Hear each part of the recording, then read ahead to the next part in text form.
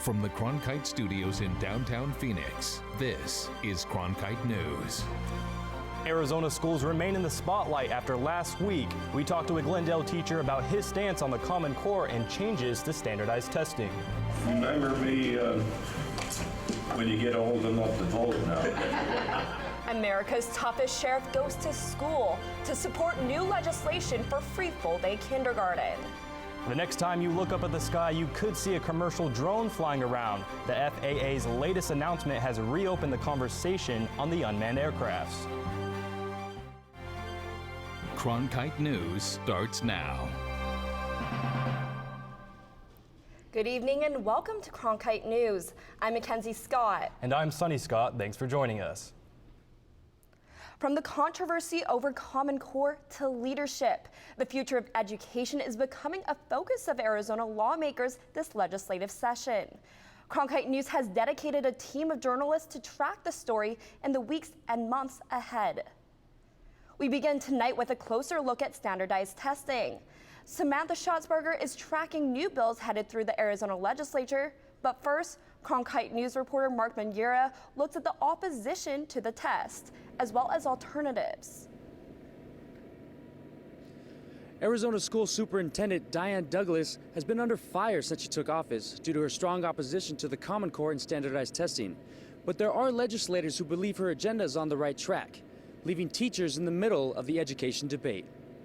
I think we just need to leave our paranoia at the door. Stephen Hughes, a middle school math teacher in Glendale, admits the introduction of AZ Merit was a shock to many colleagues statewide. This is not a federal agenda. This is a test. Though he supports Common Core and standardized testing, he, like many legislators, says something needs to change. What I think we're seeing is the realization that the road that we went down with assessment and accountability has gotten us off on a path that's not healthy for the system. Representative and former teacher Chris Ackerley backs a bill that would allow parents to opt their kids out of statewide testing. Another bill, sponsored by Representative Jay Lawrence, would eliminate Arizona's use of Common Core altogether. There are just good education systems wherever you look prior to Common Core. Hughes says he likes the idea of measuring students on the same national scale. I think I would say I fully endorse it, mainly because the Common Core is intended to be more, not just the standards, but to have the math practices melded in with them. But Hughes advocated for two tests under consideration before AZ Merit was ever on the table.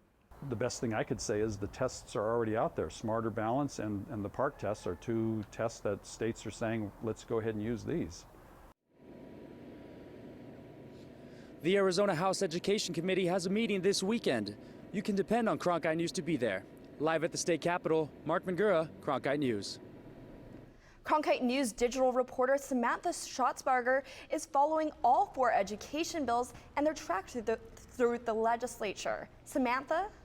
Currently, there are 4 bills that would affect standardized testing and the implementation of the Common Core standards moving through the legislature. 2 of the bills, authorized by State Representatives Lawrence and Fincham, would prohibit the implementation of the Common Core in Arizona schools. One of them also requires giving the public notice to any standards changes. The other bill, HB 2392, would require that any assessment test administered be created within Arizona. The third bill would require the State Board of Education to adopt multiple achievement tests for districts and charters to choose from. The bill does require the tests to be nationally recognized, like the PSAT, Advanced Placement Exams, and Stanford Achievement Tests. And the fourth bill would allow parents to opt their children out of taking standardized tests without negatively affecting school or district achievement profiles. All 4 bills are currently still going through the legislative process in the House, where they will need to be voted on before becoming law. Live in the Broadcast Center, Samantha Schatzberger, Cronkite News.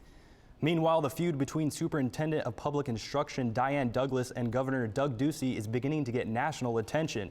It all began when she fired 2 of the Board of Education's top staffers on Wednesday. Thursday, Governor Ducey reinstated them and issued a news release stating Douglas did not have that authority. On Friday, the Board of Education held an emergency meeting regarding the firings. That morning, Douglas called a last-minute news conference. Cronkite News reporter Angie Schuster breaks down the tense end to a politically charged week. I believe I am within my rights in the actions I took, but apparently the governor feels differently.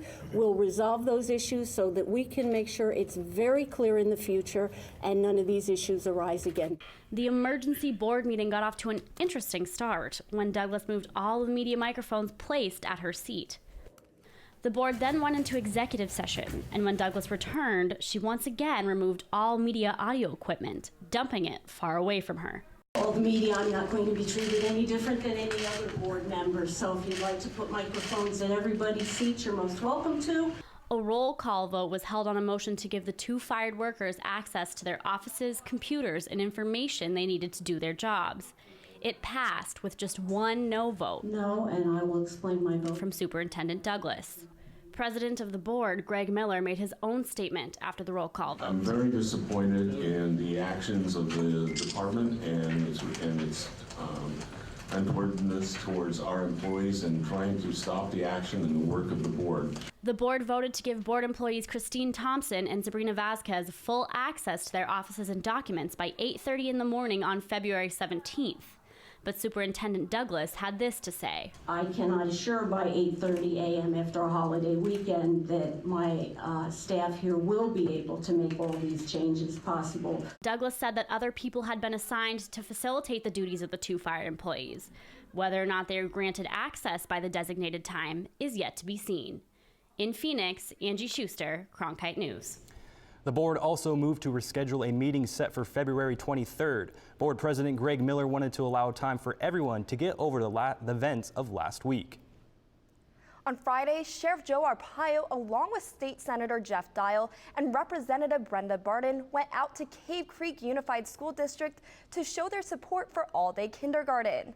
Cronkite News reporter Mariah Ellis visited Horseshoe Trails Elementary School to take a tour with them. I went to kindergarten 75 years ago.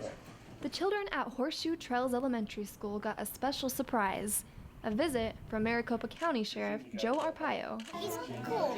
He keeps us safe. On this day, Arpaio focused on keeping kids in school. He joined Arizona Senator Jeff Dial and Representative Brenda Barton to support and promote the importance of all-day kindergarten. Kindergarten as a grade is important to the mandate that Arizona has that by the 3rd grade, our 3rd graders, in order to be promoted, will in fact read at grade level. Today, Arizona lawmakers don't require full-day kindergarten, leaving it to schools like Horseshoe Trails to figure out how to fund it on their own.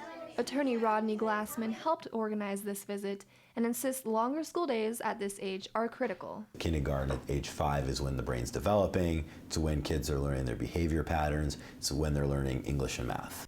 Glassman also says that it's important for other reasons as well. 80% of prisoners nationally are high school dropouts. There's a 1 in 5 chance if you're not reading by 3rd grade that you will drop out of high school. And the best treatment, the best thing we can do for our kids to make sure that they're reading by 3rd grade is provide them with a full day option. Which is one reason why Arpaio is supporting the lawmakers' bill, which would require schools to offer free, full-day kindergarten to every student. So we have to start young.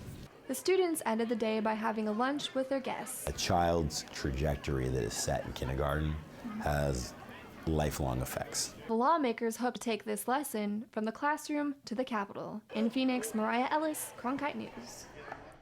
Now, in order to fund all-day kindergarten, Rodney Glassman said the school district and ultimately the school boards would have to restructure their priorities and vote on putting kindergarten first. Unmanned aircrafts may not just be for the military anymore. We'll take you to Washington, where a newly proposed rule would allow the use of commercial drones. Because of efforts to save money, your mail may be making a trip around the state before getting to its final destination. Coming up, we'll tell you where your mail is going. This winter, we'll take you to the heart of Downton. You have to take control of your feelings before they take control of you. Thomas. We'll place you at the scene of the crime. Trouble seeks you out, doesn't it? Yes. And we'll fly you to the ends of the earth. Are you seeing this? Support the one place that can take you any place. Hi, I'm Beth McDonald, host of 8's brand new show, Arizona Collectibles. Filming for season 2 is right around the corner. For your chance to be a guest on the show, visit us online at azpbs.org/collectibles. That's wonderful. Make sure to sign up early because spots fill up fast. I look forward to meeting you and seeing your treasures. Until then, thanks for watching. Thursday nights at 7:30 on 8 HD. News doesn't stop on Friday at 7:30 at night. PBS NewsHour Weekend is kind of a natural next step. The NewsHour's been committed to being available on air or online, and now weekdays or weekends. There's no shortage of news that's out there, but why do people come to us?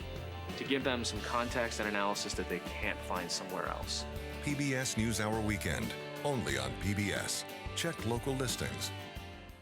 The Federal Aviation Administration proposed new rules over the weekend for small commercial drones. Until now, the FAA has only allowed drones for recreational use. Cronkite News reporter Andrew Romanoff has the latest on what's happening with this announcement in Washington. The proposed rules are years in the making. They could open the door to an $82 billion per year industry. A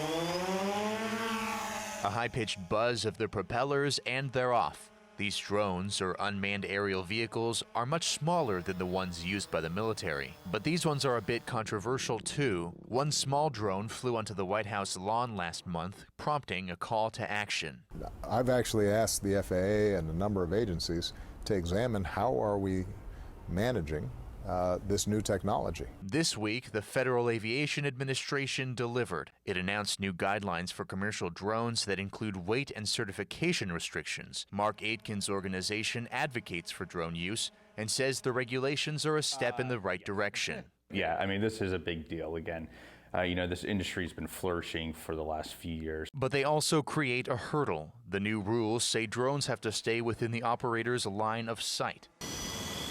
That's bad news for companies like Amazon, which wants to use remote piloting to deliver packages. But advocates say this week's announcement paves the way for the future and a whole new industry. We feel on the conservative side that there's going to be an economic impact of $82 billion. Now, the proposed rules say drones have to weigh less than 55 pounds and can't fly higher than 500 feet above the ground. But the rules have to go through months of public and federal review and won't go into effect until 2017 at the earliest. Live in Washington, Andrew Romanov, Cronkite News.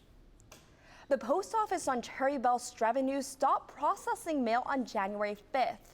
Cronkite News reporter Laura Sposato traveled to Tucson to see where all the letters are now going. Rick Hecox owns Arizona Jetmail. Jetmail is a mailing service company. It's his job to make sure everything gets packaged and sent out on time. We do printing and mailing for tax statements, water bills, magazines, those types of things. But recently, his job has gotten harder. In an effort to save money, the United States Postal Service is consolidating 82 processing centers across the country. Tucson was on that list. Phase 2 started on January 5th. We had numerous concerns at the beginning. One being the path of their mail. It's gone all over the place now. Because of Phase 2, every single piece of mail, even if it's addressed from a Tucson address to a Tucson address, is going to have to go to Phoenix and back in order to be processed.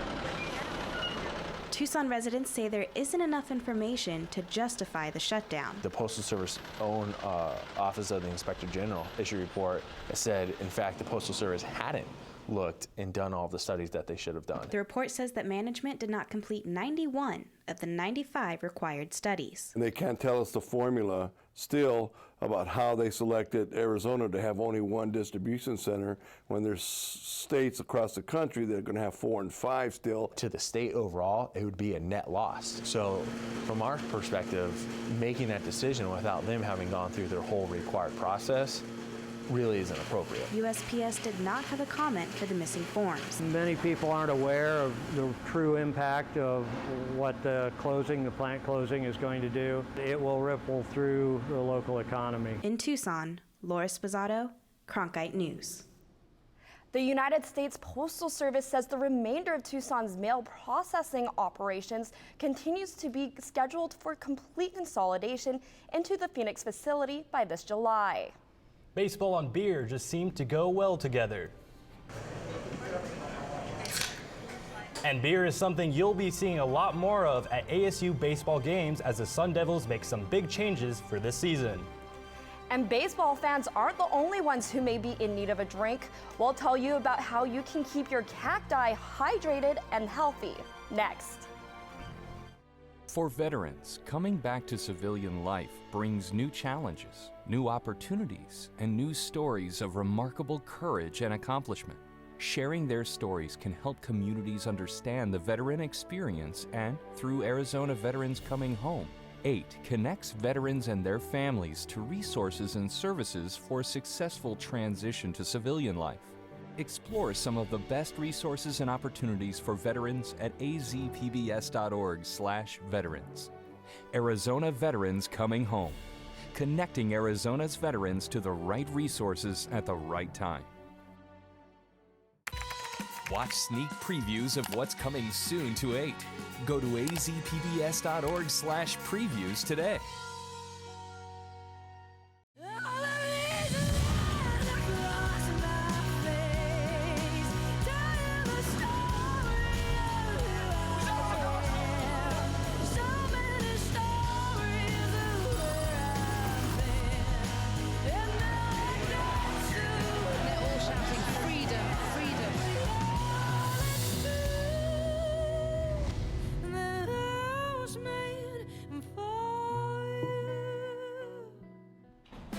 Arizona PBS, a community service of Arizona State University, delivers new ideas and new worlds to the explorer in you. The Arizona State baseball team opened the gates to their new home this weekend. This new off-campus stadium comes with off-campus rules. Cronkite News reporter Ryan Hill shows us why this new concession is causing a stir at Phoenix Municipal Stadium. The sights and sounds of Sun Devil baseball have been the same for nearly 40 years. And now that Arizona State has moved to their new home of Phoenix Municipal Stadium, this will be a new sound. Fans came in droves to catch the game, maybe have a tasty beverage or two. Fans like Ryan Clark seem fairly happy about it too.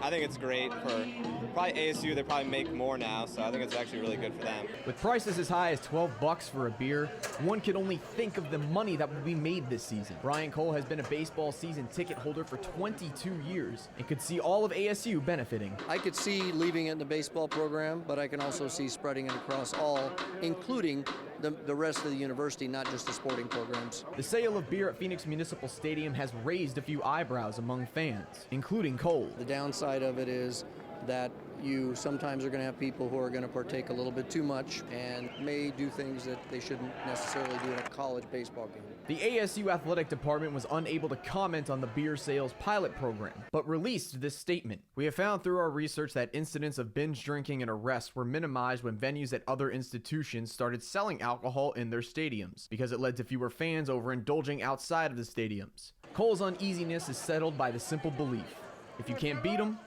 join them. Part of me thinks it's not right, but then the other part of it is it's going on everywhere.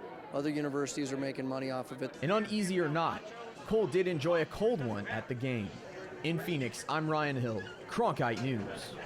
Now, Arizona State is not the only public university in the state to sell beer at college baseball games. The University of Arizona has been selling beer at High Corbett Field since the team returned there in 2012.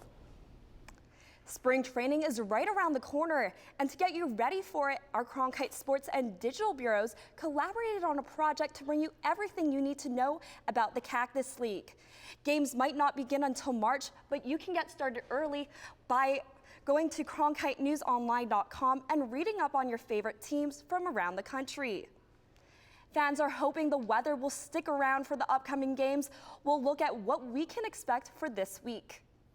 Well, for people who want to enjoy the outdoors, I have some good news, and for some, I have some bad news. As you can see here, this is an area of high pressure in the region. It's going to bring us high temperatures over the next few days. But let's focus in on this disturbance in the northeast of the state. It's going to impact Arizona, but not through temperatures, but through the wind speeds.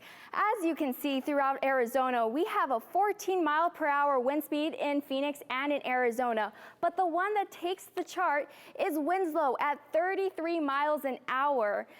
And with that wind comes pollen. On Tuesday, Wednesday, and Thursday, pollen is going to increase in the area. So if you are allergic or you don't want to sneeze, I would advise to stay indoors over the next few days. But look at those temperatures. Our high today is 79 degrees, which is above the average of 71 degrees. And throughout the state, we can see Tucson at 72, Yuma at 82, up north 59 in Page, and 54 in Flagstaff. Going into our 5-day forecast, we're going to see temperatures slightly increasing. We see Wednesday at 80 degrees, up to 7 degrees, 87 degrees on Thursday. We'll bump up 1 more degree on Friday to 88. And by Saturday, as a storm system makes its way into the valley, we're going to drop drastically to 78 degrees on Saturday. And many residents throughout the valley plant cacti to be more sustainable, but when they're maintaining their cactus, they're doing the exact opposite. But a doctor here in the valley is here to save them. Riley LeBlanc calls himself the cactus doctor. With his crew, he visits homes with sick cacti. The #1 cause of sorrel death is water. It's a common issue here in the valley. Residents think they need to water their cactus, but in doing so, they're speeding up damage. Now, in the case here, they had irrigation nearby initially. That's why it started leaning, because they didn't know that you can't have water within 12 feet of the swirl. Cactus owners usually call LeBlanc when a surgery, amputation, or straightening is necessary. And by doing so, they learn more about their cactus from the doctor himself. It'll look really bad if you got this big gap in front. Most landscapers, unfortunately, really don't have the type of knowledge somebody like the cactus doctor does. And I certainly didn't as a homeowner. A cactus can survive in our arid climate because the flesh stores the water from rainfall.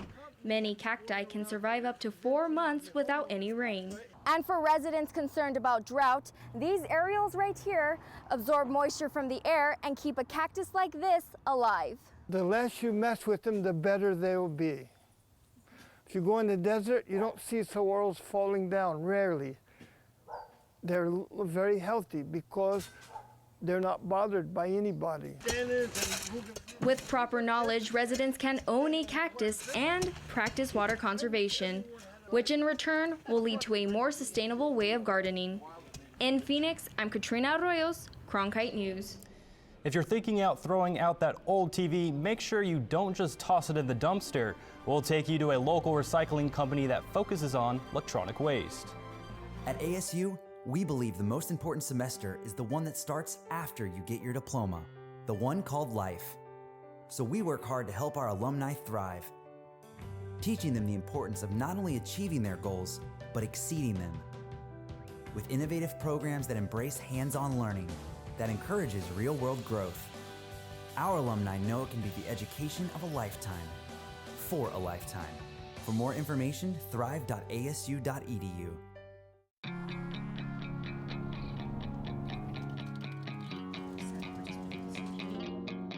Should I believe in the world, Mama? I think so. Should I give up and hide, or should I stay and fight? Should I believe in the rules, Mama? What are the consequences? Can I speak out my mind in these changing times? I don't know what to believe, Mama. Will you march with us? There's a fire inside, there's a storm on the rise. Give me a reason to be, Mama. Buonasera. 'Cause I need someone to believe, believe, believe in. The world is more complicated than it's ever been. The NewsHour is always going to take you deeper and take you broader. And that is worth fighting for. Night after night, 7 days a week. I'm Maria Hinojosa. I'm Gwen Eichel. And I'm Judy Woodruff. On behalf of all of us here, thanks for watching. Cronkite News is proud to join the Arizona PBS News Block here on 8HD. Here's a look at what's coming up tonight on Arizona Horizon and PBS NewsHour.